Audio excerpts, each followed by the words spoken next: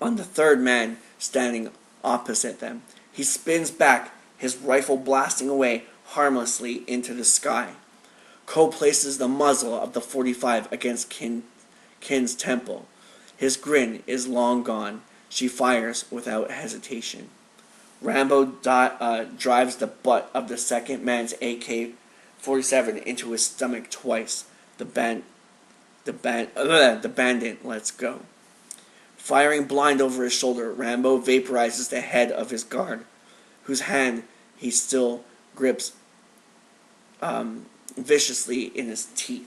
So he's still got the guy's arm in his teeth. He releases the hand, almost like spitting it out, almost like spitting out a dead man.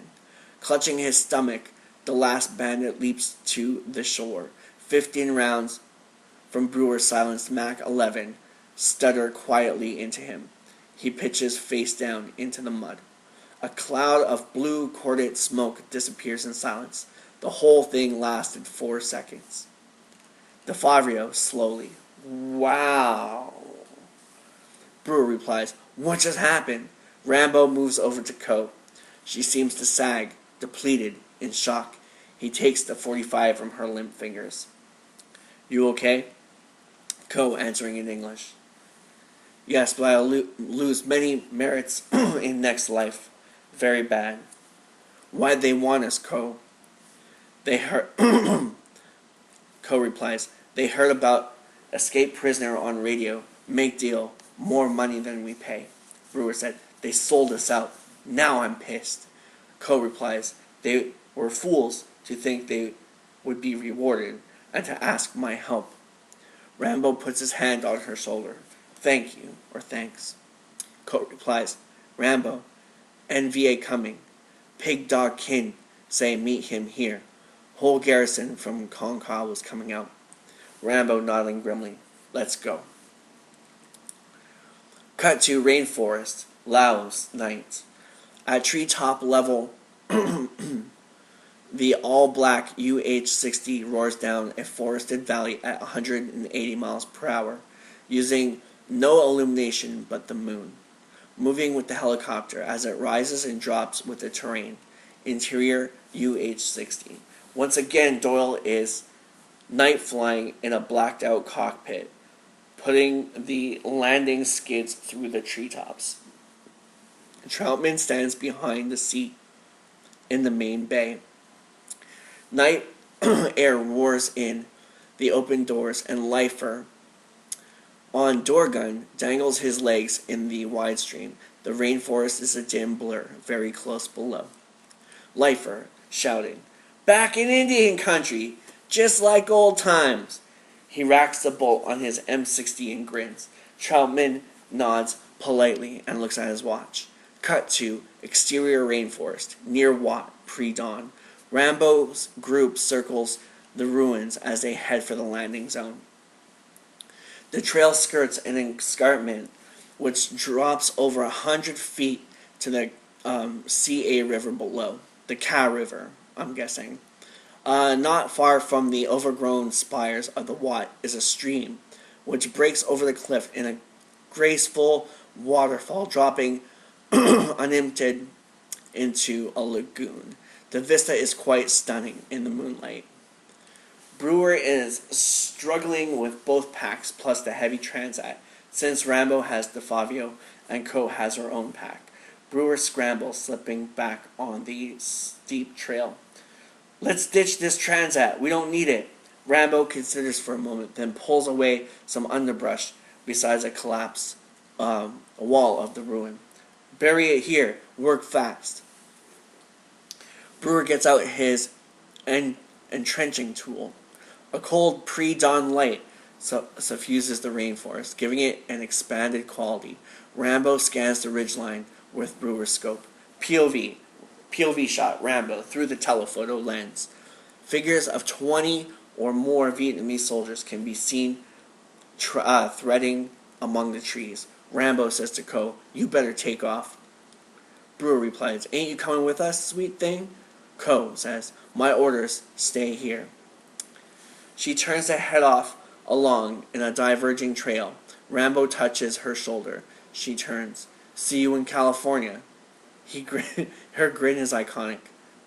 She replies, land of big PX, maybe I take you for a ride in my Cadillac.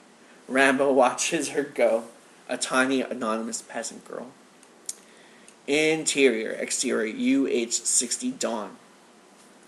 Troutman watch over Doyle's shoulder as the helicopter roars between the walls of the mountain pass. The ship is buffed by turbulence, bouncing and dropping violently. Furman turning to them. 3 minutes. The steep slopes fall away, and Doyle dives the ship into the rolling foothills. We hear a faint call, barely audible over the static. Voice filtered. Zanhammer, this is Slam Dunk 1. Do you copy? Furman replies, Roger, Slam Dunk 1. What is your position? Exterior rainforest near Patty's Dawn. Rambo is crouched with Brewer and DeFabio in a hollow beside an earth dike. They are taking automatic weapons fire from the trees nearby. Spurts of earth leap up around them. Rambo is shouting in a controlled, articulate voice into a small PRC 90-filed radio, while Brewer lays down suppressing fire with his M16A2. Rambo, yelling to them, Zenhammer, the heat's on. We're taking fire. Watch for my smoke. Red and green. Northwest corner of the Big Patty. To Brewer, let's move. Rambo and Brewer, carrying DeFabio, charge up and over the dike as the ground is ripped around them. Rambo hurls 2 smoke grenades down the dike wall. Columns of red and green smoke begin rolling upward. The dike on which they are pinned down forms part of the enclosure for a complex of terraced rice paddies, which occupy the flat acres in high and hilly terrain. The flooded fields reflect the pre-dawn sky like plates of burnished metal. Rambo slides in another clip and fires in short, controlled bursts. Brewer hands a captured AK-47 to Fabio. The ex-POW opens up with a vengeance. Brewer says to him, Go for it, man! Good therapy! Exterior rainforest nearby. Various angles as 3 troop trucks slide to a halt on a rutted jungle road. Disgorging squads of NVA troops. Mortars are set up. Roughly aimed, they fire with a characteristic whump. On the dike, the Americans duck as mortar rounds explode in the paddy behind them. Throwing up a geyser of mud, Brewer packs the PRC 90 mic. Brewer on radio. You guys coming or what? Interior UH-60. Through the front canopy, distant wisps of green and red smoke can be seen. The paddies rush by below in a blur. Furman. Roger. We have you on visual. We are coming in. How many are you? Brewer replies, filtered. 3. We got an American POW with us. Troutman. Relay to command. They have one of ours. Interior Command Shack, Thailand. Kirkhill is pacing behind the main console. Telecom tech says to Kirkhill, Mr. Kirkhill, I have AWACS rely. Zenhammer reports the ground crew has an American POW with them. Kirkhill's reaction is unexpected. He whips around. What did you say? Telecom tech grinning says, They've got one of ours. Tyke on Kirkhill as a look of frustrated rage is replaced by a deadly calm. Saying loudly, Kirkhill responds, This station is now condition Bravo. Harrison, Myers, Gordell, over, out, now. The puzzled techs drop their headsets and leave. Kirkhill replies, continuing to tech. Go to your command priority frequency. Give me that mic, Zenhammer. This is Coach 1. This is an Alpha Kilo Victor command priority. Furman, voiceover filtered. Roger, Coach 1. Go ahead. Kirkhill says, I want you to abort the mission immediately. Interior UH-60. Furman can't believe it. He replies, Say again, Coach 1. Say again. He presses the helmet headphone tight to his ear, then turns to Troutman, cupping one hand over the mic. to Troutman. Furman says, "He wants us to abort the pickup." Troutman says, "Confirm it." Furman replies, "It's confirmed. To Mike, Coach 1. We have them in sight." Pause. "Yes, sir." Doyle looks at both of them and shrugs. Doyle says, turning around. Furman to Doyle, "I thought you liked those guys." Doyle says, "I do. But they ain't paying the rent, Jack." "Motherfucker, Doyle. You fucking piece of shit." Anyway, where the hell was I now? I just lost where I was.